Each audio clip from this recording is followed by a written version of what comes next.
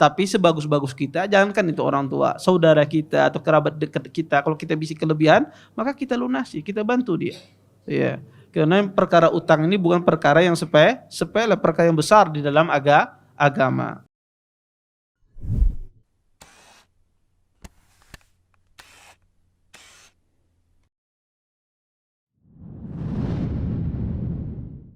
Assalamualaikum warahmatullahi wabarakatuh.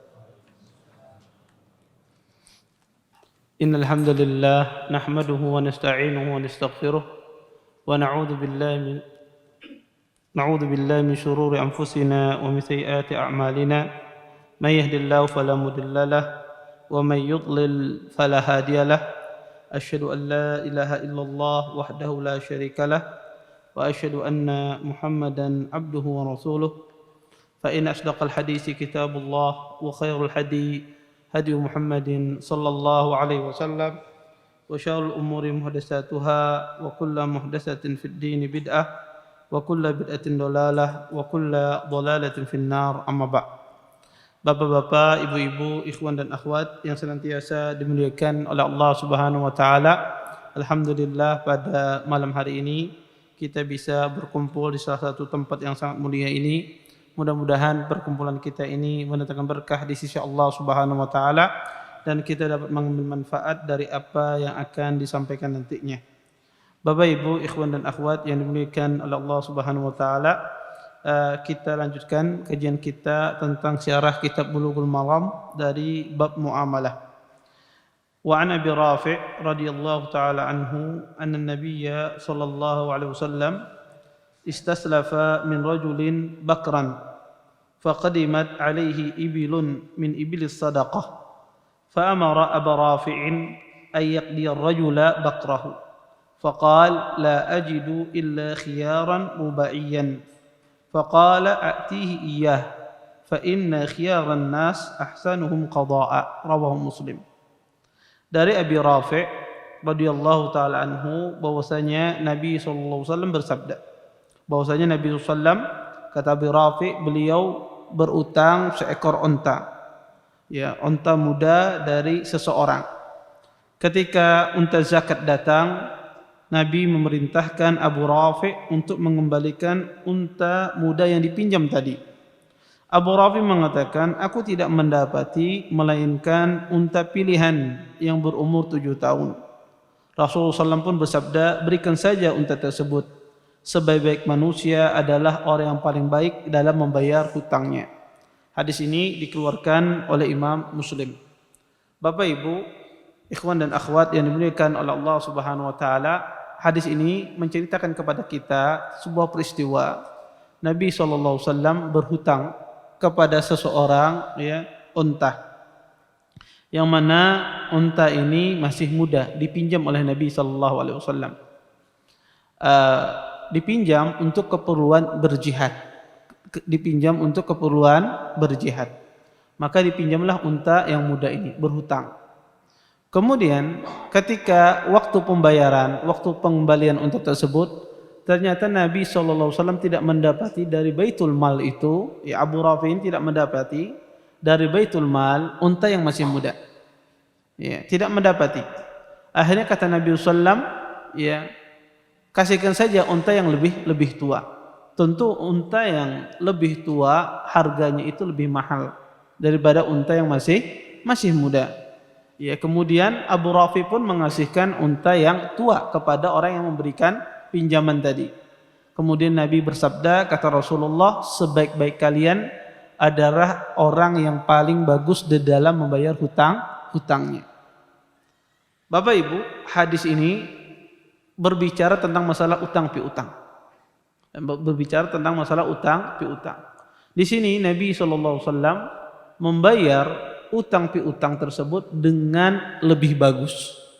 Ya, dengan lebih bagus. Dan kita nanti akan ada kaidah di dalam masalah ini bahwasanya asalnya di dalam utang piutang ini kita tidak boleh mengambil manfaat, tidak boleh mengambil faidah. Ya. Maka di sini si yang memberikan pinjaman unta muda di sini dia mendapatkan untung. Kenapa? Karena dia dikasih unta yang lebih bagus.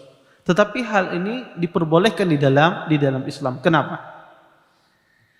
Kata para ulama, ya, bahwasanya ketika tidak ada persyaratan di awal akad, tidak ada persyaratan di awal akad bahwasanya akan dibayar berlebih, dan tidak ada niat baik itu dari orang yang memberikan hutang atau orang yang berhutang, tidak ada niat kalau seandainya berhutang nanti akan dilebihkan, tidak ada niat sama sekali di awal semacam ini, maka ini diperbolehkan. Ketika kita berhutang, di saat pembayaran kita bayar berlebih, ya, maka tidak mengapa. Ya. Kenapa? Karena ini merupakan kebaikan dari orang yang membayar hutang. Ya. Maka ini diperbolehkan di saat dia ketika membayari pelunasan. Maka boleh dia lebihkan pembayaran tersebut. Berdasarkan hadis ini. Kemudian faedah juga yang bisa kita ambil di sini bahwasanya hutang piutang itu dengan hewan itu boleh.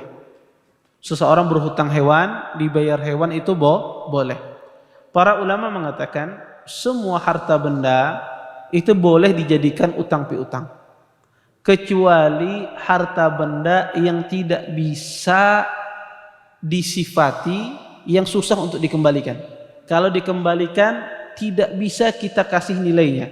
Contoh misalnya seseorang memiliki semacam permata atau berlian, maka dia berhutang berlian misalnya, maka berlian ini ya mencari yang sejenisnya akan susah, yang semisal, perhiasan yang semisal itu akan susah.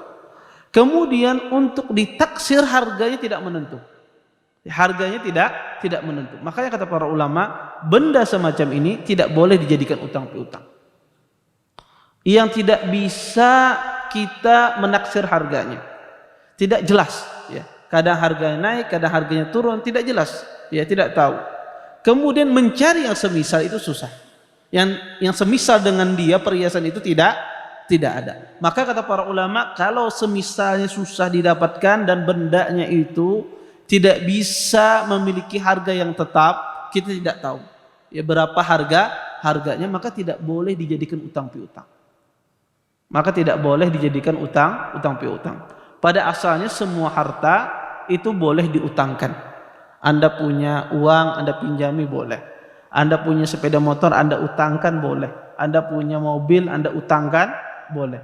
Tetapi kalau harta bendanya tidak jelas, ya, berapa nilainya kita tidak tahu, ya, dan kemudian mencari yang semisal itu sangat susah, maka ini tidak boleh diutangkan.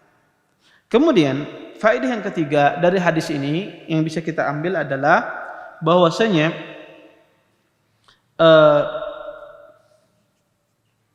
faedah yang ketiga dari hadis ini yang bisa kita ambil bahwasanya utang piutang ini, ya, utang piutang ini diperbolehkan di dalam agama Islam karena ini adalah aqdul irfaq, akad tolong menolong. Tetapi para ulama tidak membolehkan dalam satu keadaan, kalau seandainya orang tersebut berhutang dan dia tahu dia pasti tidak akan bisa bayar. Ya. Dia ketika berhutang sama orang dan dia tahu pasti dia tidak akan bisa bayar hutangnya. Dan ketika dia berhutang tidak dalam kondisi darurat. Dia kondisinya bukan kondisi darurat. Artinya dia bisa hidup, dia bisa makan, tapi dia berhutang. Ya, dia berhutang tidak dalam kondisi darurat. Ketika dia berhutang, dia tahu tidak akan bisa mengembalikan utang tersebut, maka haram dia berhutang di sini. Maka tidak boleh dia berhutang pada kondisi demikian, maka tidak diperbolehkan. Ya. Maka orang kalau berhutang dan dia tahu tidak akan bisa bayar dan dia tidak dalam kondisi darurat, maka tidak boleh dia berhutang pada kondisi demikian. Baik. Kita lanjutkan ke hadis berikutnya. Wa an Ali radhiyallahu taala anhu qala Rasulullah sallallahu alaihi wasallam kullu qardin jarra manfa'ah fa huwa riba. Rawahul Haris ibn Abi Usamah wa isnadu saqitun. Wa lahu syahidun dha'if an Fadalah ibn Ubaid indal Baihaqi.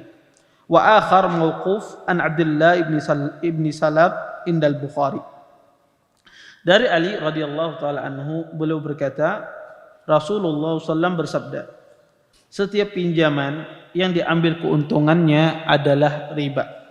Hadis ini dikeluarkan oleh Haris ibn Abi Usamah dan sanadnya adalah sanad yang sangat lemah.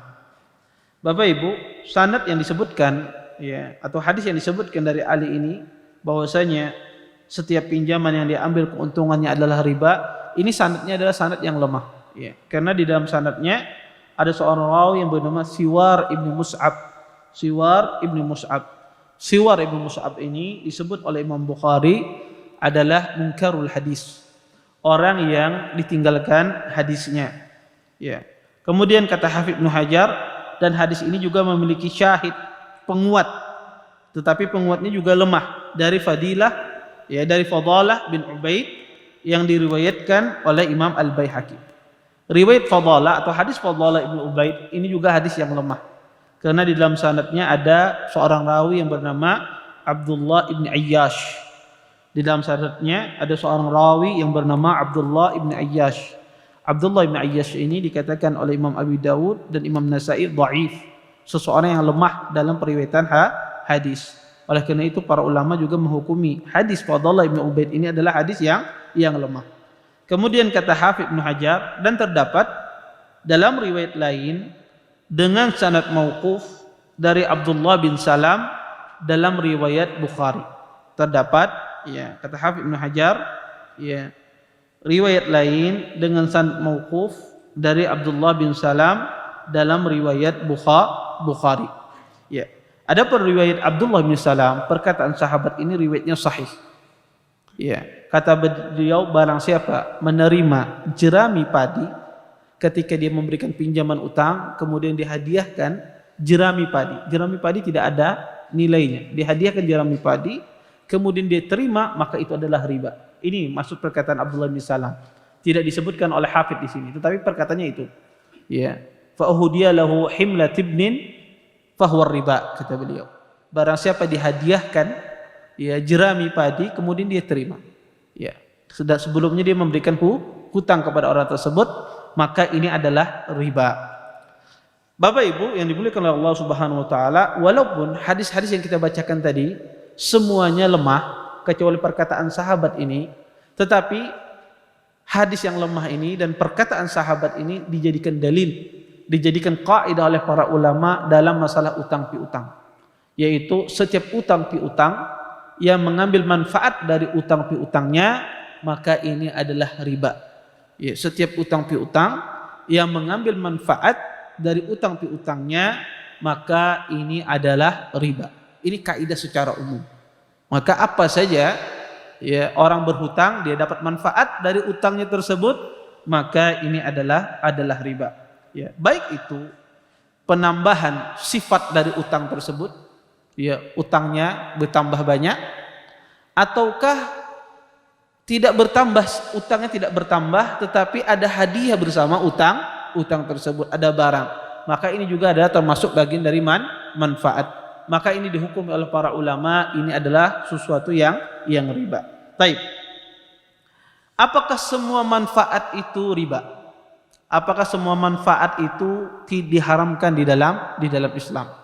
Maka para ulama membagi manfaat itu ada dua macam. Yang pertama disebut oleh para ulama al-manafi al-maddiyah, manfaat yang bersifat materi.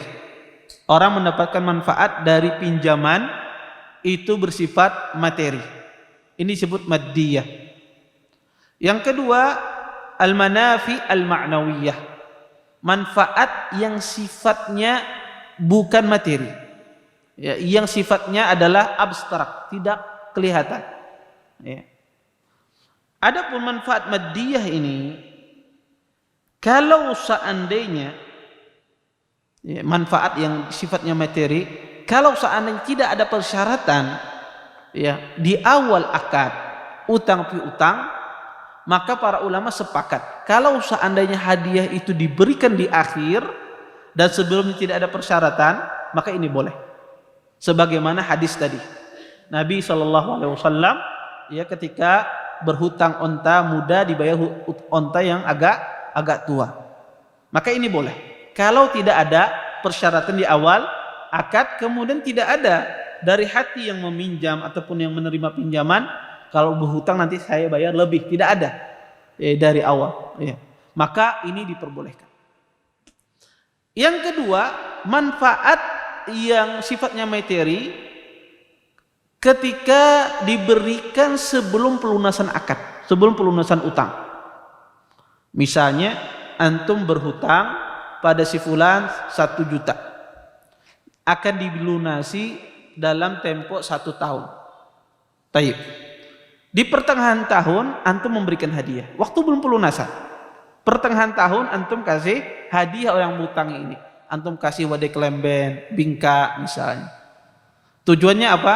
Ya bisa jadi mudah-mudahan hatinya tersentuh, siapa tahu utangnya dilunaskan. Maka dia kasih wadai orang tersebut. Taib. Apa hukumnya semacam ini? Boleh enggak yang menerima, orang yang memberikan pinjaman ini menerima hadiah semacam ini berupa wadai, kue dan semisalnya? Boleh tidak? Maka jawabannya adalah harus diperinci. Kalau seandainya sebelum dia berhutang sama antum, terbiasa sidin ini memberi antum bingka, karena sidin berjualan bingka misalnya. Terbiasa memberi antum bingka, walaupun kada berhutang, sidin ketujuh memberi antum bingka, maka tidak ada masalah antum terima. Karena ini kebiasaan yang sudah berlaku sama beliau. Ya, artinya kalau antum kada berhutang, sidin kayak tujuh pasti memberi. Atau yang kedua adalah ini adalah akibat kerabat, karena hubungan kerabat dekat biasanya kalau beelang memberi hadiah, dan sidin biasanya semacam itu. Kalau beelang sidin beri hadiah, kebetulan kebelujuran berhutang lawan pian. Tetapi biasanya kerabat kalau datang, kalau kita berjamu ke rumahnya disuguhi makanan misalnya, dan itu biasa, dan itu adat yang ma'ruf, bukan lantaran kita berhutang, tapi lantaran adat kalau orang berkunjung ke rumah sidin, dikasih jamuan, dikasih makanan, maka ini sesuatu yang dimaafkan di dalam syariat. Karena ini kebiasaan yang berlaku di masyarakat, maka ini tidak mengapa. Contoh misalnya, ulun memberikan pinjaman lawan pian. Pian ini adalah keluarga ulun, dan biasanya kalau Idul Fitri, Idul Adha kita beelang ke rumah, atau biasanya kita ada jadwal sebulan sekali beelang ke rumah sidin ini. Tiba-tiba pian beelang ke sana, disuguhi sidin makanan, wadai dan semisalnya. Boleh tidak memakan? Boleh. Ini karena sesuatu yang ma'ruf secara adat. Kemudian yang ketiga, kondisi ketiga adalah keluar dari dua hal ini. Bukan karena kebiasaan, dan ini juga bukan karena secara ma'ruf, secara adat. Boleh tidak kita menerima hadiah dari orang yang meminjam dari kita sebelum utangnya dilunasi? Maka jawabannya tidak boleh. Maka kalau ada orang berhutang sama antum, walaupun tidak ada persyaratan di awal, maka antum dikasih hadiah sama dia di tengah-tengah akad, maka tidak boleh antum terima. Itu tidak boleh terima. Kenapa? Karena ini membawa kepada riba. Maka ini tidak boleh. Kemudian yang kedua adalah al-manafi' ma'nawiyah, manfaat yang sifatnya abstrak, tidak nampak. Seperti apa contohnya? Manfaat yang tidak nampak ini contohnya adalah seperti orang yang berhutang sama antum ini memuji-muji antum. Antum ngasih uang sama sidin, ngasih pinjaman 50 juta, sidin bekesah kemana-mana, Masya Allah, Ustadz Haikal ini baiknya luar biasa. Kalau sidin misalnya, kalau aku bisa anak perempuan aku kawinakan misalnya, ini apa? Dipuji-puji karena saking baiknya. Saya dapat manfaat tidak? Dapat manfaat. Nama saya apa? Naik. Dapat manfaat, tapi ini manfaat maknawiyah, sifatnya abstrak, bukan bentuknya materi. Boleh tidak? Boleh. Ini keharusan. Ketika orang berhutang, orang yang diberikan hutang itu pasti akan senang, akan senang. Maka ini tidak mengapa. Atau orang ini muji-muji sidin, maka ini tidak ada masalah. Ini sifatnya maknawiyah. Karena ini kelaziman dari orang memberikan hutang, kelaziman orang yang menerima hutang itu apa? Dia akan bersyukur, berterima kasih, dan ini tidak akan bisa dihindari. Kemudian ya manfaatnya juga adalah eh, seseorang itu mengambil manfaat, sifatnya bentuknya memberikan syafaat, ya, memberikan syafaat. Maka boleh seseorang ya mengambil manfaat akibat dia memberikan syafaat. Contoh misalnya ada si fulan datang ke saya, Ustaz, tolong pang pinjamkan kepada pengusaha tersebut uang 100 juta. Pian pinjamkan atas nama ulun. Ya. Akhirnya saya pinjamkan. Saya mau pinjam uang atas si fulan karena fulan ini butuh, dia usaha mau pinjam uang. Saya pinjamkan 100 juta. Kemudian orang itu mengasih saya uang komisi karena saya sudah berhasil meminjamkan uang. Boleh tidak komisi ini saya terima? Ya. Maka jawabannya adalah kalau seandainya saya datang ke orang tersebut butuh ongkos, ya, maka boleh saya menerima sekedar ongkosnya saja. Kalau butuh ke orang tersebut transportasinya 50.000 misalnya, yang saya terima 50.000 saja. Sekedar ongkos yang saya keluarkan. Lebih dari itu tidak boleh, haram hukumnya. Ya, lebih dari itu tidak boleh. Ya, karena kata Nabi sallam, ya, bahwasanya ya man syafa'a li akhihi bi syafa'atin fa uhdiya lahu hadiyah faqabilaha faqad ata baban 'aziman min abwabir riba. Kata Nabi sallam, barang siapa memberikan syafaat kepada saudaranya kemudian diberikan hadiah kepada orang tersebut kemudian dia terima, kata Nabi sallam, sungguhnya dia telah mendatangi bab pintu dari pintu-pintu riba. Maka memberikan syafaat itu boleh dia mengambil manfaat sebatas biaya yang dia keluarkan, pergi ke sini, pergi ke sana. Lebih dari itu tidak boleh. Kemudian sifat manfaat maknawiyah ini sifatnya adalah dari bentuk manfaat maknawiyah dari utang piutang ini adalah orang yang meminjamkan hutang itu otomatis ketika dia pinjamkan uangnya kepada orang lain, otomatis dia menaruh uangnya pada orang. Uangnya akan terjaga, iya tidak? Anda ketika meminjamkan uang kepada orang 100 juta, ya, berarti Anda seolah-olah orang itu menjaga uang Anda 100 juta selama 1 tahun. Ketimbang dia menaruh misalnya di bank atau akan keluar biaya, ketika dia pinjamkan kepada orang lain, seolah-olah dia menaruh uangnya sama orang ini menjaga uangnya. Maka dia mendapatkan jaminan. Di sini manfaat. Tetapi ini manfaat maknawiyah kelaziman dari utang piutang dan ini tidak ada masalah. Manfaat semacam ini tidak ada masalah dan ini diperkenankan di dalam syariat Islam, ya. Maka ini ya permasalahan yang berkaitan tentang masalah utang piutang. Baik. Kita masuk pada bab baru. Bab taflis wal hajar. Baik. Saya bisa minta papan tulis itu kah ke depan sini? Ya. Kita masuk pada bab baru, bab taflis wal hajar.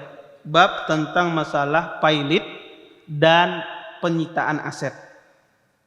An Abi Bakar ibn Abdurrahman an Abi Hurairah radhiyallahu taala anhu qala sami'tu Rasulullah sallallahu alaihi wasallam yaqul man adraka malahu bi'ainihi inda rajulin qad aflas fahuwa ahaqqum bihi min ghairihi. Muttafaqun alaih.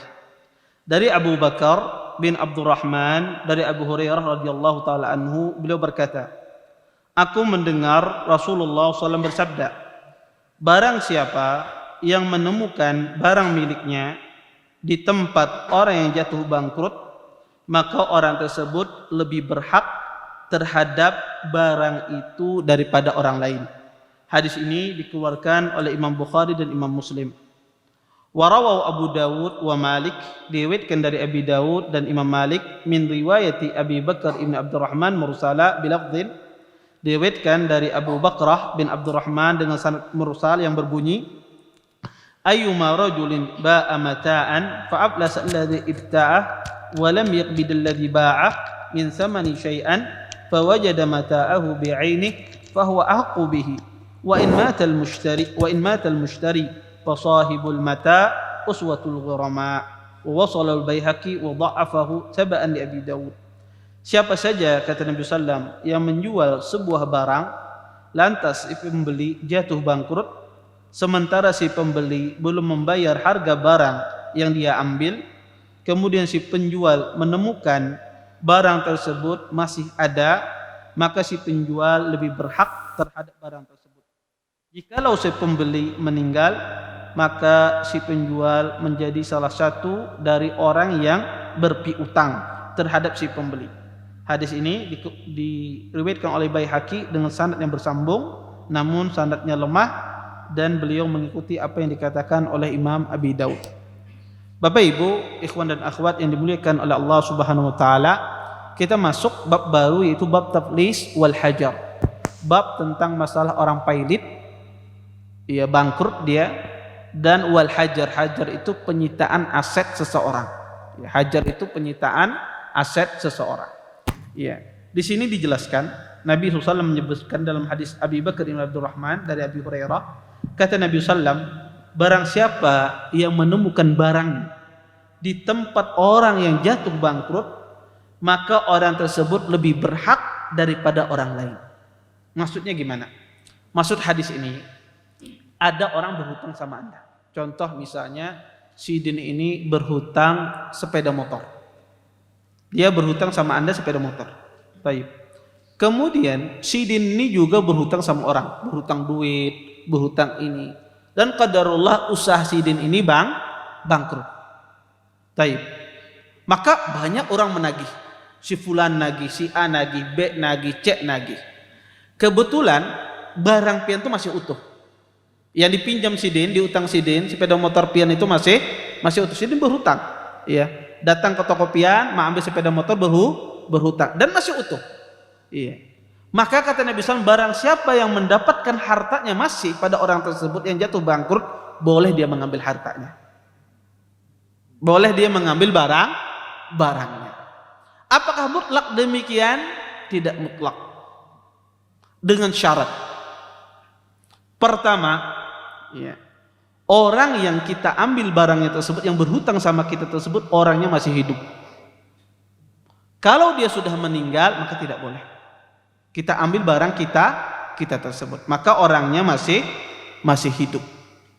Kemudian yang kedua, ya, barang yang kita ambil tersebut belum dia gadaikan atau menjadi sengketa dengan orang lain. Karena kadang-kadang dia utang sama antum sepeda motor, ternyata dia gadaikan, ternyata atau dia jadikan gadaian, makanya tidak boleh kita ambil. Kenapa? Karena di situ sudah menyangkut hak orang lain. Kemudian yang ketiga, kata para ulama, ya, bahwasanya barang tersebut boleh Anda ambil kalau seandainya orang tersebut belum membayar sama sekali. Dia berhutang sama Anda sepeda motor, tetapi dia belum bayar sama sekali. Walaupun 1.000 rupiah belum bayar dia. Selama dia belum bayar, boleh Anda ambil barang tersebut. Tapi kalau orang itu sudah bayar, maka tidak boleh Anda ambil. Ya, kalau sudah dia bayar, walaupun sedikit dia bayarnya, maka tidak boleh Anda ambil. Ya. Kemudian, ya, barang tersebut, barang tersebut tidak rusak. Sifatnya masih utuh, masih bagus seperti sedia kala, tidak berubah. Maka kata Nabi SAW, jika mendapati sifat semacam ini, boleh Anda ambil barang tersebut. Maka ya, ini yang disebutkan bahwasanya orang tersebut boleh dia mengambil aset yang dia dipinjam orang lain tadi, diutang orang lain. Asetnya masih utuh di tempat orang tersebut dan terpenuhi syarat ini, boleh Anda ambil. Ya, boleh Anda ambil. Taib. Ustadz, kenapa hajar ini, kenapa diperbolehkan menyita aset? Bukankah di dalam Islam kita disuruh fanadhiratun ila maisarah? Kata Allah Subhanahu wa taala, jika orang itu tidak mampu bayar, maka disuruh untuk ditunda. Kenapa disita asetnya? Maka penyitaan aset dan memberikan tempo sebuah utang itu dua masalah yang berbeda. Kalau utang, orang berhutang sama antum, dia tidak memiliki uang untuk membayar, ya, tidak ada dia uang untuk membayar, dia memiliki utang sama antum dan tidak ada harta untuk membayar utang tersebut, maka orang ini wajib kita berikan tangguh utangnya. Tapi berbeda dengan menyita aset. Orang ini ada harta. Dia punya harta. Tetapi hartanya ini tidak bisa melunasi utang-utangnya. Dia banyak utang. Si A berhutang, sama si B berhutang, sama si C berhutang, sama si D berhutang. Tetapi dia tidak bisa melunasi utang-utangnya. Tapi ada harta. Tapi ada harta. Harta ini kalau tidak kita sita, maka orang tersebut akan kehilangan hartanya. Orang-orang yang berhutang tadi akan kehilangan hartanya kalau tidak Anda sita. Kalau tidak Anda sita, maka hartanya akan habis. Sehingga Anda akan kerugian. Maka harus disita asetnya biar orang-orang ini yang tersangkut paut utang dengannya tidak merugi besar. Maka disitalah aset tersebut. Nah, ini dua masalah yang berbeda. Orang ini punya harta tapi tidak bisa melunasi utangnya. Kalau tidak disita hartanya, maka harta ini akan habis sama orang ini. Kenapa? Karena dia tidak pandai mengelola hartanya. Dia tidak pandai mengelola hartanya. Maka berlakulah hukum hajab. Hukum penyitaan aset. Nah, ini dua masalah yang berbeda antara masalah menyita aset dengan masalah seseorang memberikan tempo pada utang piutangnya. Yang memberikan tempo pada utang piutangnya. Baik. Kemudian kata Nabi SAW di dalam riwayat Abi Daud, kata Nabi SAW, siapa saja yang menjual sebuah barang lantas si pembeli jatuh bangkrut sementara si pembeli belum membayar harga barang yang dia ambil, kemudian si penjual menemukan barang tersebut masih ada, maka si penjual lebih berhak terhadap barang tersebut.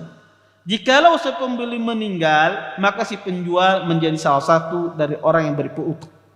Ya, menjadi salah satu dari orang yang berpiutang. Maka hadis ini menjelaskan kepada kita bahwasanya si penjual tersebut dia menemukan barang-barangnya, dan yang membeli ini yang berhutang sama Anda ini dia belum meninggal, maka boleh Anda ambil harta tersebut. Tetapi kalau tidak terpenuhi syarat-syarat tersebut, maka Anda termasuk bagian dari orang yang berpiutang. Maksudnya apa, Ustaz?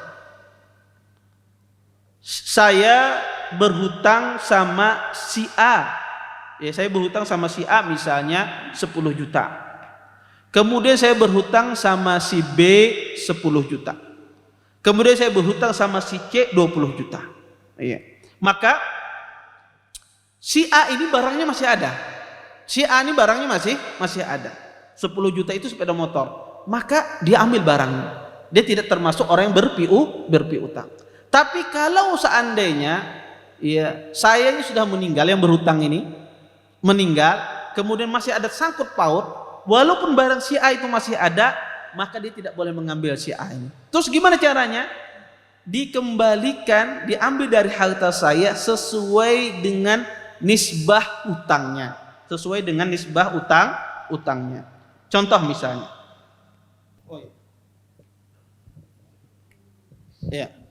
Misalnya saya berhutang sama si A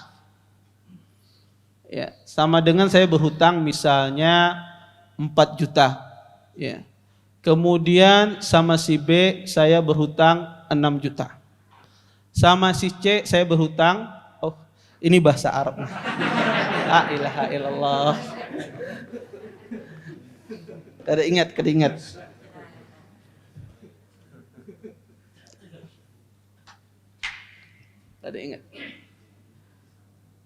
Kira ngajari anak pondok. Ini 6 misalnya, kemudian sama si C saya punya utang 4 juta. Berapa semuanya? 12 juta. Taib. Kemudian ulun ini bisi harta cuma 6 juta. Bisi harta 6 juta. Kadakala ulun melunasi utang berapa berataan. Kalau kalau pian, ya, ulun meninggal misalnya. Kemudian ada ustadz, ini siapa cara munasinya? Julung elon si B. Ini pasti membawakan parang lawan pian. Iya. Kenapa aku kada dikasih? C, kenapa aku kada dikasih kepada si B aja? Ya, pasti tidak akan terima A dan C. Maka di dalam Islam, ya, harus masing-masing ini mendapatkan nisbah. Maka itu kata Nabi SAW, dia suraka dalam ghurama. Dia dapat nisbah. Nisbahnya seperti apa? Ya, dilihat FPB dari dua ini, ya. Ini maka FPB-nya adalah 6. 6 dibagi 6, 1. 12 dibagi 6, 2. Iya, maka 2 kali 1 dibagi 2 berapa? 1. 6 kali 1 bagi 2 berapa? 3. 4 kali 1 bagi 2 berapa? 2. Pas kada 6? Pas. Maka yang berpiutang ada kelebihan. Mantap Ustaz.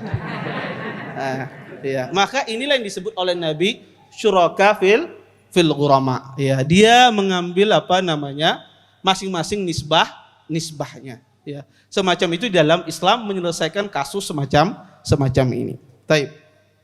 Ada yang mencoba kah? Hah? Ada yang coba kah? Abdurrahman maju. Iya. Anda tahu matematika berapa bahari?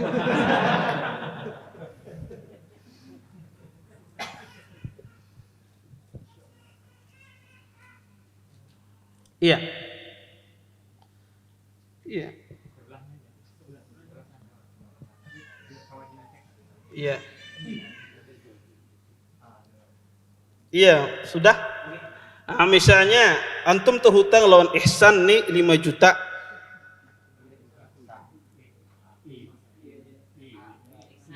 Ihsan. Terhutang lawan Abdullah 10 juta.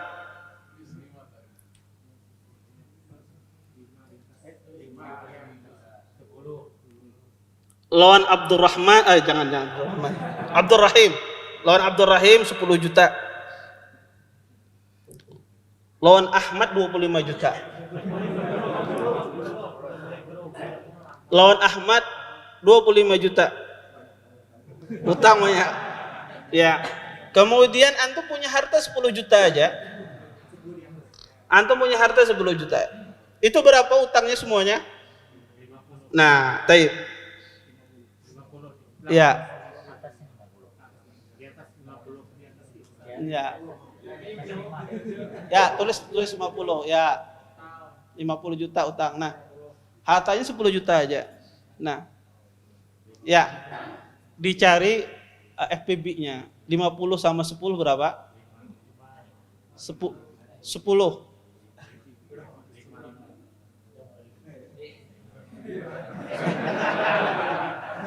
Ah? 5.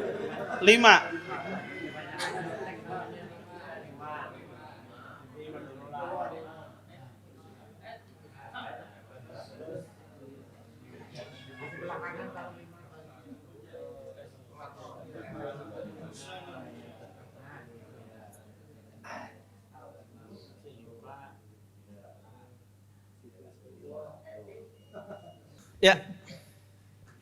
Itu FPB-nya dulu cari. 50 sama 10 FPB-nya berapa? 10. 50 sama FPB-nya 10. 10 dibagi 10. 10 dibagi 10 berapa? 1. Tulis taruh di atas 50. Di atas 50. Di angka 50. Iya, 1 ya. 1 tuh ya. 1. 50 dibagi 10 berapa? 5. Terus di angka 10. Di angka 10. Iya. 5 kali 1 dibagi 5. Tulis 1. Di bawah 10 saya tulis 1. Nah, 10 kali 1 bagi 5. 2. Tulis 2. 10 lagi di bawahnya lagi. 2 juga di bawahnya. 10 kali 1 bagi 5. 25 kali 1 bagi 5. Nah, berapa totalnya? 10 pas lah. Nah, Mas, mantap.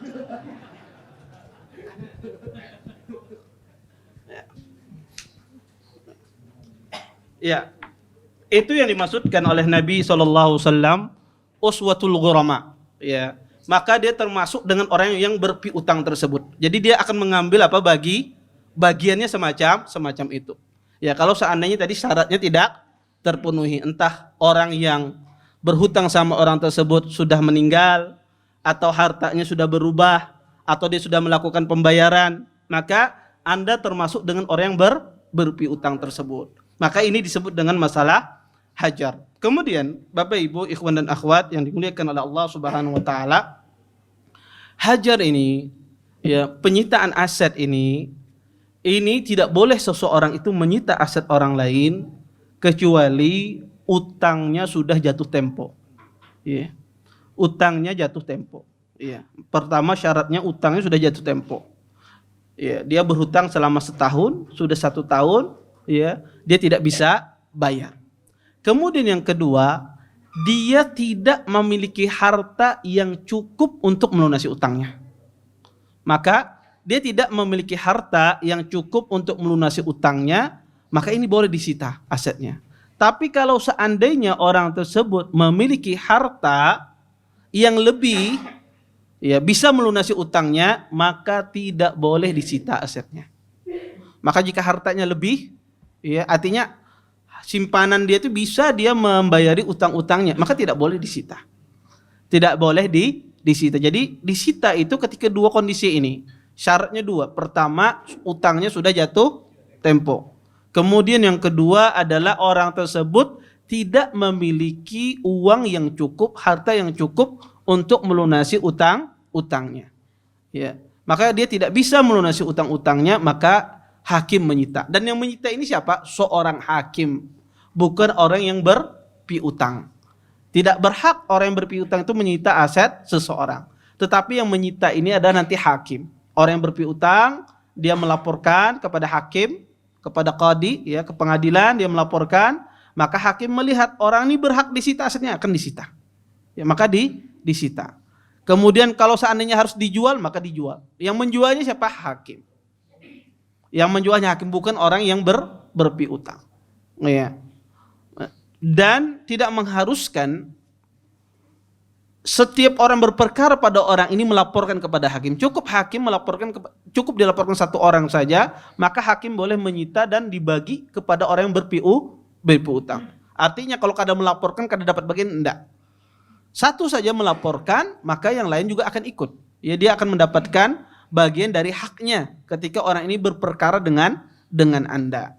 Dan yang hartanya boleh disita apa saja. Tetapi ada beberapa harta yang tidak boleh disita. Ya, tidak boleh disita aset seseorang apapun keadaannya. Pertama adalah tempat tinggalnya. Ya. Maka tempat tinggalnya tidak boleh disita. Kalau disita di mana dia tinggal? Kecuali kata para ulama, orang tersebut memiliki tempat tinggal yang mewah dan dia bisa rumahnya itu mewah atau besar, sebetulnya dia cukup separuh saja dari rumahnya itu dia bisa menempati, maka boleh hakim itu mengambil sebagian rumahnya. Atau rumahnya dijual di Jurong, misalnya bedakan misalnya. Maka boleh nanti hakim melihat maslahat. Tapi pada asalnya tempat tinggal itu tidak boleh disita. Kemudian yang kedua adalah alat yang dia gunakan untuk mencari rezeki, mencari nafkah. Ya, misalnya sidin ini bisi cangkul, bisi parang untuk bertani dan apa macam, maka tidak boleh disita. Ini alat dia untuk mencari rezeki, maka tidak boleh. Alat dia untuk berdagang. Kemudian yang ketiga adalah yang tidak boleh disita adalah kendaraan dia. Kendaraan dia dipakai untuk bekerja, maka tidak boleh disita. Kecuali tadi kendaraannya mewah bisa diganti dengan yang lain, maka tidak ada masalah. Tapi pada asalnya kendaraan itu tidak boleh disita. Maka ini diantara hukum-hukum masalah pailit, masalah bangkrut, dan insya Allah nanti kita akan teruskan pada pertemuan berikutnya. Mungkin ini aja yang dapat ulun sampaikan, mudah-mudahan bermanfaat. Kalau ingin bertanya silahkan ada yang bertanya. Baik. Ini apa namanya? Oh ya. Ustadz, berkenaan dengan sikap kita terkait dengan masalah hukum positif gimana Kat? Berkenaan dengan masalah penyitaan aset ini. Artinya hukum positif yang dikeluarkan oleh pemerintah biasanya ada proses untuk penyitaan aset karena seseorang itu mungkin sudah tidak mampu lagi untuk memenuhi kewajibannya, sehingga ada proses-proses yang dilakukan. Tadi Ustadz kalau anak tidak hilaf mengatakan bahwa kita tidak boleh menyita, salah satunya adalah tempat tinggal yang bersangkutan. Namun dalam kaidah hukum positif biasanya yang sering terjadi adalah penyitaan tempat tinggal seseorang itu nanti akan dilihat dari nilai pasar. Nilai pasar itu biasanya akan tinggi dari semenjak sebelum dia mengambil piutang, suatu saat berjalan piutang itu, maka nilai asetnya akan naik. Nah, sisa dari piutangnya itu insya Allah akan tercover. Apakah tetap juga ini Ustadz bisa dilakukan dalam artian kita mengambil hukum positif ini, tapi terkait juga dengan masalah hukum syariah ini gimana? Nah, biasanya pun juga sebelum dilakukan keputusan oleh, mohon maaf, lembaga keuangan yang berlabel syariah mengatakan biasanya akan dilakukan dulu semacam upaya komitmen ataupun konsistensi dari yang berhutang ini. Nah, baru nanti mungkin sebelum masuk ke pengadilan biasanya kan ada badan arbitrase itu. Nah, antara arbitrase dengan hakim ini gimana kekuatannya Ustadz? Ya. Itu yang pertama Ustadz. Yang kedua, Afwan bertanya masalah murabahah Ustadz. Dalam kaidah murabahah ini memang apakah ada batasan pihak penjual ini mengambil margin? Apakah ada batasan sampai berapa persen gitu loh? Kasusnya begini Ustadz, anggap suatu pengusaha properti itu dia menjual satu bangunan. Bangunannya sudah ready stock, artinya sudah dibangun. Tetapi dia menjual secara syar'i. Maksudnya begini, dia meminta urbun, uang muka, terus nanti sisanya akan dijual secara tangguh. Sebenarnya urbun di awal yang sudah diberikan oleh pembeli ini insya Allah sudah bisa mengcover pembangunan. Jadi bangunan itu sudah jadi gitu loh. Tetapi sisanya, anggap harganya 300, urbunnya 100 juta. 200 ini dibayar mungkin berapa tahun. Nah, setelah itu apakah boleh mengambil keuntungan lebih dari berapa persennya gitu lah Ustaz? Itu bagaimana kaidah syariahnya? Terus waktu saat dia menjual itu apakah harus memberikan informasi kepada yang membeli ini spesifikasinya, kualitas bahannya, dari mana bahan itu diambil? Nah, mungkin itu Ustaz. Jazakallahu khair. Iya. Jazakumullah khair atas pertanyaannya. Pertama, pertanyaan tentang masalah bagaimana kalau seandainya hukum positif itu bertentangan dengan hukum syariat misalnya.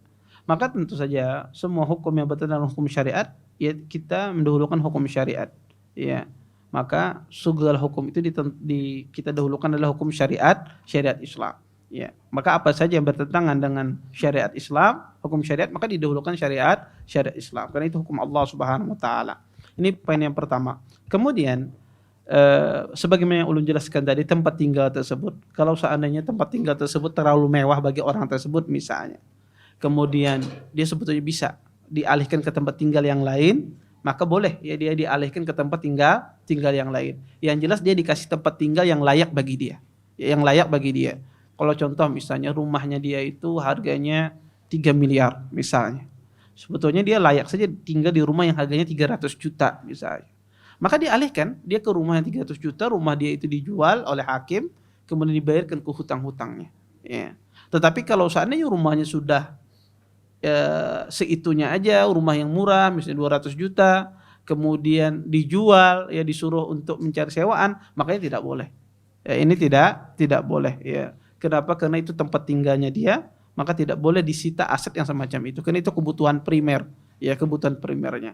Maka apapun tadi hukum tadi kalau bertentangan, hukum positif tadi bertentangan dengan hukum syariat, maka kita dahulukan adalah hukum syariat semacam itu. Izin Ustaz, bagaimana mendudukan antara ketaatan kita kepada pemerintah dengan itu bagaimana mendudukannya? Ini secara syariat ya, kita berbicara secara syariat. Adapun secara fakta di lapangan ya tentu orang tidak akan bisa berkutik ya kalau dalam hukum positifnya demikian diajukan ke pengadilan. Tentu ketika orang itu mengambil demikian, pihak yang memberikan utang itu mengambil demikian, tentu dia berbuat zalim di sini. Tentu dia berdosa di sini. Iya. Maka kalau kita bicara syariat tidak boleh, itu tidak berdosa dia. Tetapi kalau realita di lapangan saya tidak tahu ya, apakah bisa dibenangkan atau semacamnya tidak tahu saya. Tetapi secara hukum syariat kalau terjadi demikian, maka orang itu berdosa. Yang memberikan piutang itu berdosa demikian. Kemudian masalah kedua, tadi masalah mengambil untung itu beradakah batasannya? Ya, sebetulnya tidak ada batasannya mengambil untung tersebut. Ya, mengambil untung itu sebetulnya tidak ada batasannya, walaupun sebagian fuqaha mengatakan ya tidak boleh melebihi dari ya 30% dan seterusnya ya dari keuntungan yang biasa, yang lazim. Sebetulnya tidak ada dalilnya. Ya, selama itu dilakukan dengan taradin atas dasar ilmu, ya, mengetahui ya bahwa sekian-sekian, dia membeli ini dia pandai, paham juga, bukan orang yang jahil, bukan orang yang tidak pandai dalam masalah membeli, menjual, ya, maka mengambil keuntungan sebanyak-banyaknya tidak dilarang dalam Islam. Tidak dilarang dalam Islam. Atas dasar keridhaan dan atas dasar sepengetahuan ilmu. Nah, tetapi yang dipermasalahkan itu ketika orang tersebut yang membeli ini jahil, tidak tahu dia. Dia tidak mengerti sama sekali. Dia tidak mengerti sama sekali. Ya, contoh, saya kasih contoh misalnya orang asing datang ke Indonesia misalnya. Harga baras ini selitar misalnya itu harganya 13.000, 15.000 gitu. Dijual dengan harga 50.000 misalnya selitar. Orang ini dia nggak paham kondisi negara tersebut, kemudian dia beli. Maka di sini kata para ulama tidak boleh. Kalau seandainya dia setelah beli tahu ternyata kemahalan, maka penjual itu wajib dia mengembalikan. Oh, dia ingin mengembalikan, wajib dia kembalikan. Kenapa? Karena di sini dia kena ghaban, tertipu dia di sini. Kenapa? Karena orang ini mengambil keuntungan yang luar biasa. Tetapi kalau seandainya orangnya ahli, tahu ya, emang harga bar sekian, tapi dia tahu nih orang ini jual mahal, terus dia beli, tidak ada masalah. Tidak ada masalah. Ya. Yang selama atas dasar ilmu, orang itu mengerti tentang jual beli, dan atas dasar keridhaan, maka tidak mengapa mengambil untung sebanyak-banyaknya. Wallahu ta'ala alam. Baik. Apwan Ustadz, ana tidak ingin bertanya, namun hanya ingin menyampaikan. Lain ini. Siapa ini? Oh, taib. Taib. Ada lagi yang bertanya? Ya. Waalaikumsalam.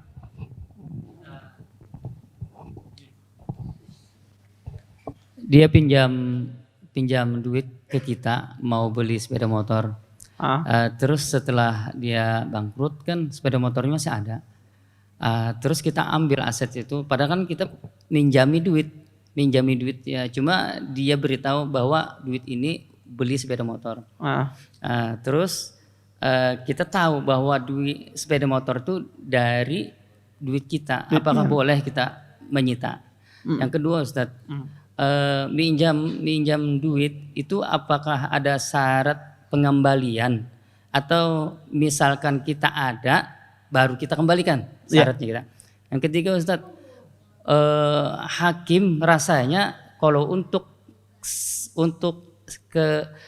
di sekitar kita nih rasanya nggak sampai 100 atau lebih lah duit ibaratnya kita pinjam tuh. Jadi rasanya kalau ibaratnya kita menagih hutang 10 juta, maka hakim rasanya ditawakan hakim, Ustaz. Jadi bagaimana solusinya, Ustaz? Kalau kita meminjami dana di bawah 10 atau di atas 10 juta, Ustaz. Ya, Assalamualaikum. Ya, waalaikumsalam warahmatullahi wabarakatuh. Yang pertama tentang masalah kita meminjami orang duit, kemudian duitnya itu diberikan sepeda motor. Ya, kemudian orang tidak bisa mampu bayar, boleh nggak kita sita? Tidak boleh. Ya, karena itu bukan barang Anda. Walaupun itu berasal dari uang Anda, tidak boleh Anda sita. Ya, karena yang boleh Anda ambil barang Anda tadi. Ya, tidak berubah bentuknya, sifatnya tidak berubah dengan syarat-syarat yang saya sebutkan tadi. Baru boleh Anda ambil. Kemudian yang kedua, masa sita menyita ini haknya seorang hakim. Bukan haknya orang yang memberikan utang. Tetapi ini adalah haknya hakim. Maka orang yang memberikan utang ini kada boleh. Oh, ikan bisa utang, aku sita mobil ikam, dibawa langsung, kada boleh. Ya enggak boleh. Karena itu adalah haknya seorang hakim. Selama hakim tidak menyita, maka tidak boleh Anda sita. Ya, maka itu haknya seorang hakim, maka tidak boleh. Karena akan terjadi kekacauan. Ya, harta orang akan diambil nanti dengan sesukanya.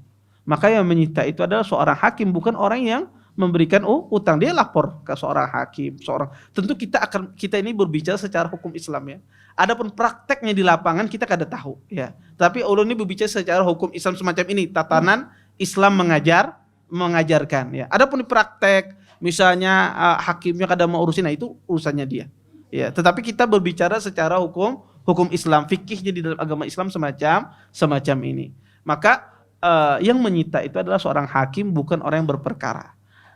Apalagi tadi hartanya bukan harta antum, walaupun dari duit antum, tetapi tidak boleh antum sita. Maka kalau seorang hakim dia tidak akan menyita itu, karena itu bukan harta antum. Ya, kemudian soal yang kedua tadi lupa, apa tadi soal kedua? Syaratnya Ustaz, apakah syaratnya kan meminta waktu pelunasan utang. Taib. Waktu utang, bolehkah kita membatasi waktu pelunasan utang? Boleh, berdasarkan pendapat yang rajih. Ada orang berhutang sama saya, kemudian berapa hutang yang hendak dilunasi? Kemudian katanya 2 tahun. Oke, 2 tahun. Maka tidak ada masalah. Bersyarat dalam pelunasan membayar utang. Bukan itu Ustaz. Kalau kita ada duit baru kita bayari. Itu syaratnya, kita pinjam duit sama orang. Terus lalu kita yang pinjam nih, kalau amunnya aku ada duit baru aku bayari. Kayak gitu. Iya. Iya. Iya. Ya, itu namanya dia persyaratan tidak ada batas waktu. Itu namanya tidak ada batas waktu. Jadi dia kalau ada duit aku bayari. Amun kada ada duit kada aku bayari. Selama aku kada duit kada aku bayari. Berarti itu tidak ada batas waktu sebetulnya. Tidak ada batas waktu, maka orang yang memberikan hutang ini kada bolehnya menagih. Kada bolehnya karena tidak ada persyaratan batas waktu. Tidak ada persyaratan batas waktu. Ya, maka tidak boleh nanti hukum menyita aset dan seterusnya. Karena dari awal demikian. Kecuali tadi dia emang sudah nggak punya harta, ada harta. Kalau tidak disita ini hartanya akan habis. Maka di sini hakim boleh masuk. Hakim boleh masuk dalam menyelamatkan harta orang lain. Maka itu sebetulnya tidak ada persyaratan. Tidak ada persyaratan, maka dia kapan saja boleh bayar. Maka tidak boleh orang itu menagih. Ya, ikam bayar utang ikam, maka aku bersyarat di awal tadi. Ya, kalau ada uang kok bayar, ini kan bisa duit ya Pak. Ya, maka tidak berhak orang itu menagih. Ya. Kemudian yang ketiga adalah masalah, nah diingat pulang dulu tidak apa tadi? Sudah jauh lah. Taib, alhamdulillah. Ya khair. Taib, ada lagi yang lain? Ya, betul.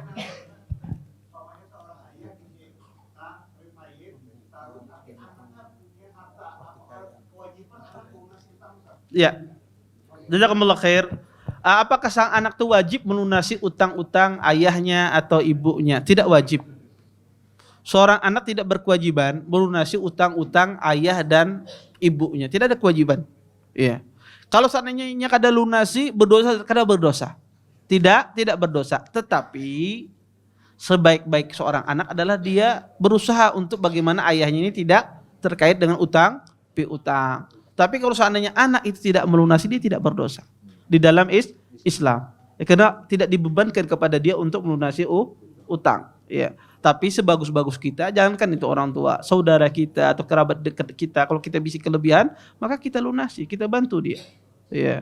Karena perkara utang ini bukan perkara yang sepele, perkara yang besar di dalam agama. Wallahu taala alam. Baik, ada lagi? Nggih. Assalamualaikum warahmatullahi wabarakatuh. Waalaikumsalam. Ya, silakan. Orang saya kah? Ya, silakan. Pak Ustadz mau nanya Pak, seandainya ada seorang yang pinjam itu, taruhlah meminjam barang atau membeli barang tuh, anunya tuh. Namun demikian orangnya misalnya nggak mau bayar tuh, boleh nggak disita barangnya Pak? Enggak. Ya ini karena karakter misalnya tuh Pak. Karena kejujuran seseorang, mohon maaf Pak. Iya. Masih Pak. Iya. Jazakumullah khair. Kalau seandainya ada orang berhutang sama kita, kemudian tidak mau bayar, padahal dia punya uang, demikian. Maka pertama orang ini berbuat kezaliman. Kata Nabi sallallahu alaihi wasallam, ghaniyyu dzulmun. Orang yang menunda-nunda pembayaran utangnya pada dia mampu untuk membayar utangnya, maka ini ada sebuah kezaliman dan ini ya berdosa orang melakukan demikian. Taib, apakah boleh saya sita asetnya? Tidak boleh. Kalau antum yang menyitanya. Tetapi yang menyita itu adalah seorang hakim. Yang menyita aset itu adalah seorang hakim. Tidak boleh kita ambil hartanya, kita sita, enggak. Tetapi yang menyita itu adalah hakim. Maka kada boleh kita bawa tacut ke rumahnya, ya, kemudian mana harta Ikam? Enggak boleh, ya. Maka yang menyita itu adalah hakim, ya, bukan seorang tersebut, karena akan terjadi kekacauan. Ya, maka itu hakim. Kalau hakim melihat disita, maka disita. Kalau hakim melihat tidak disita, ya tidak disita. Ya, itu kembali kepada ijtihad seorang hakim. Ya, maka kita pribadi tidak boleh. Makanya di dalam Islam itu orang yang memberikan pinjaman utang itu pahalanya besar. Kenapa? Karena risikonya besar. Apalagi pada zaman sekarang. Kenapa? Orang yang memberikan pinjaman utang bisa jadi orang ini kada mampu bayar. Kewajiban dia apa? Harus memberikan tempo, harus memberikan tempo. Iya. Dan dia tidak boleh mengambil manfaat dari utang. Karena ini betul-betul akad tolong menolong. Makanya pahalanya besar orang yang memberikan pinjaman. Makanya orang itu ketika dia meminjamkan uang, dia harus paham risiko ketika dia meminjamkan uang tersebut. Jangan kita itu tidak paham risiko ketika kita meminjamkan uang kepada orang lain. Kita harus tahu, kita harus menerima semua bentuk konsekuensinya. Nah, saya kalau meminjamkan uang sama orang, konsekuensinya kalau dia kada bayar, ya, maka wajib saya memberikan tempo. Kalau seandainya orang ini tidak mampu. Kalau seandainya orang ini tidak mau bayar, saya tidak bisa menyita asetnya kecuali seorang hakim. Harus kita pahami itu. Ya, sehingga ketika Anda meminjam itu betul-betul dengan ilmu. Ya, tidak asal-asalan, ya. Ya, maka harus paham juga ketika kita memberikan pinjaman. Dan makanya pahalanya besar dijanjikan oleh Allah Subhanahu wa taala orang yang memberikan pinjaman kepada saudaranya. Wallahu taala alam. Baik.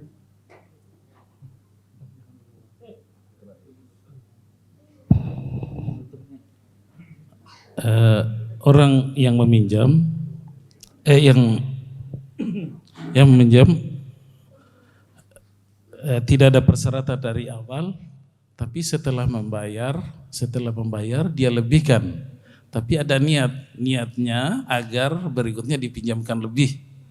Apa yang ini tidak termasuk riba. Ini terjadi kawan-kawan saya yang membeli hasil panen. Jadi kalau misalnya dipinjamkan lebih, dia bisa beli lagi yang lebih besar. Apa ini tidak termasuk riba. Kemudian yang kedua, di masa Khalifah Umar bin Khattab banyak menjarakan orang yang berutang. Ini standar orang di penjara nilainya mulai berapa itu Ustaz? Yang dipenjarakan orang-orang berutang. Kemudian ada kejadian di keluarga kami, itu ada orang meminjam karena dia merasa iba, dia sendiri juga tidak punya duit. Bahkan dia pinjamkan orang untuk yang tadi. Dan dia ditagih terus dalam kesusahan, tapi begitu ada yang meminjam dia pinjamkan terus. Tapi memang faktanya sekarang dia kaya raya, bahkan sepertinya dikejar rezeki, dikejar dunia. Tapi dulunya ketika dia miskin seperti itu orangnya. Bahkan saya ikut marah juga karena kami sama-sama mahasiswa begitu sulit, dia begitu terus. Apa ini dibenarkan? Ini sifat-sifat tadi Ustaz. Ya, jazakumullah khair atas pertanyaannya. Ya, pertanyaan ya masalah pinjam meminjam ya, masalah pinjam meminjam. Masalah yang pertama tadi adalah masalah tadi apa yang lupa yang pertama tadi? Membayar lebih tapi membayar lebih ya. Soalnya panjang soalnya. Lupa loh. Membayar lebih. Ya, membayar lebih. Kemudian dia asalnya tidak ada niat demikian ya, ketika mau bayarnya lebih tujuannya agar nanti dikasihkan nanti utang lagi kan semacam itu. Boleh tidak demikian? Tidak boleh. Ya, kenapa? Karena syaratnya dari dua saya katakan. Ya, tidak ada perjanjian di awal, kemudian tidak ada baik yang meminjam atau yang memberikan pinjaman untuk mengambil manfaat dari pinjaman tersebut. Ketika dia membayar berlebih tujuannya agar nanti orang ini memberikan pinjaman lagi, maka di sini dia ingin mengambil manfaat dari pinjaman tersebut. Maka ini tidak dibenarkan di dalam Islam. Ya, ini tidak dibenarkan dalam Islam. Maka ketika dia memberikan berlebih itu betul-betul kemurnian hati dia, kebaikan hati orang tersebut. Karena dia ingin, Masya Allah dia telah bantu saya ingin kasih lebihkan. Maka tidak ada masalah. Tetapi ketika pembayaran atau pelunasan. Adapun tujuannya kasih lebih kayaknya biar kalau berhutang pulang, kawa pulang apa. Karena ada macam-macam. Orang itu kadang-kadang dia mengasih berlebih, tujuannya apa? Nanti berikutnya waktunya bisa saya nego nanti orang ini. Kalau seandainya harus bayar, nanti dia akan ngasih saya waktu lagi, ya, tempo lagi, macam-macam tujuan orang tersebut. Maka ini tidak boleh, ya, tujuan-tujuan semacam ini. Kemudian yang kedua, orang yang berhutang padahal dia memberikan hutang pada dia kesusahan, Pak, ya. Pada dia kesusahan, ya, tapi memberikan hutang kepada orang lain, semacam itu kan. Apa hukumnya? Di dalam Islam Allah berfirman dalam Al-Qur'an, kata Allah, ya, ini bagus untuk kita pahami. Kata Allah, wala tabsutha kullal basti fataq'uda maluman mahsura. Kata Allah Subhanahu wa taala, janganlah engkau infakkan seluruh hartamu. Kata Allah, janganlah engkau infakkan seluruh hartamu, nanti kelak engkau akan menyesal. Di dalam Al-Qur'an kita dilarang untuk menginfakkan seluruh harta kita. Kenapa? Karena manusia itu punya kaitan hatinya itu dengan harta. Bujurnya semangat, wah, anak hendak bersedekah apa macam. Seminggu hartanya habis menangis. Ya Allah, kenapa diinfakkan apa macam? Menyesal, kata Allah, fataq'uda maluman mahsura. Maka di dalam Islam itu tidak benar juga orang menginfakkan harta seluruhnya yang nanti belakangan menyusahkan dia. Menyusahkan dia. Makanya kenapa Nabi SAW melarang Sa'ad bin Abi Waqqas ketika beliau merasa ajalnya sudah tiba, beliau berwasiat lebih dari sepertiga. Ya, beliau berwasiat lebih dari sepertiga. Kata Nabi SAW, itu sangat banyak wahai Sa'ad. Ya, kata Sa'ad, separuh harta saya itu banyak, kata Nabi. Ya, kata Sa'ad, sepertiga ya wahai Rasulullah, wasulus katsir. Kata Nabi, sepertiga itu pun sebetulnya banyak, tapi Nabi membolehkan. Ya. Kenapa Nabi SAW mengatakan di akhir hadis, Nabi menjelaskan kepada Sa'ad, engkau tinggalkan keluargamu di dalam keadaan mereka lapang, dalam keadaan kaya, itu lebih baik ketimbang engkau tinggalkan keluargamu dalam keadaan fakir, meminta-minta kepada manusia. Ya. Maka dari Al-Quran dan hadis ini menjelaskan bahwasanya seseorang jangan dia berbuat baik, kemudian yang mana dia akan menyesal di belakangan. Ya. Yang menyusahkan kehidupannya. Contoh misalnya orang ini nggak punya uang. Ya, kemudian ada dia punya uang, dia punya utang benar, ada orang berhutang sama dia, kemudian dia berikan pinjaman. Apakah boleh perbuatan seperti ini? Boleh. Tetapi afdalnya apa? Afdalnya adalah penuhi kebutuhan Anda dulu. Ketika Anda memiliki hutang, lunasi kewajiban Anda terhadap orang lain. Karena membantu orang itu hukumnya sunnah.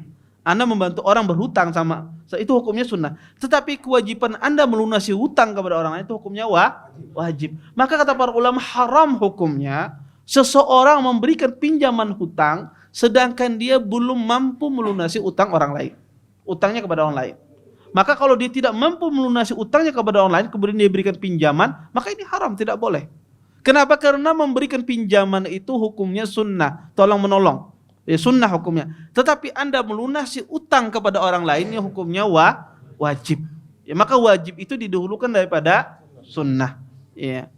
Kemudian yang kedua, seseorang juga jangan dia melakukan sebuah kebaikan yang mana kebaikan tersebut menjadikan dia susah. Ya, menjadikan dia susah. Yang saya contohkan tadi, dia menginfakkan seluruh hartanya, yang mana setelah itu dia bingungan mencari nafkahnya gimana, mencari makannya gimana. Ya. Ustaz, Abu Bakar pun berinfak ke seluruh hartanya. Anda bukan Abu Bakar. Ya, Anda bukan Abu Bakar Siddiq. Ya. Tidak seperti Abu Bakar Siddiq iman Anda. Ya. Maka Al-Quran menjelaskan demikian. Maka seorang bersedekah sesuai dengan kemampuannya. Maka dalam Islam itu segala sesuatu yang berlebihan itu dilarang. Ya, itu dilarang. Maka Islam itu agama yang luar biasa. Melihat maslahat pada diri manusia. Ya. Wallahu ta'ala alam. Mungkin itu saja yang dapat saya sampaikan. Kita tutup dan doa majelis. Subhanakallahumma bihamdika asyhadu an la ilaha illa anta astaghfiruka wa atubu ilaik. Assalamualaikum warahmatullahi wabarakatuh. Terima kasih. Jazakumullah khairan wa barakallahu fikum. Video ini dibuat atas partisipasi dari donasi Anda. Semoga menjadi amal jariah bagi Anda semuanya.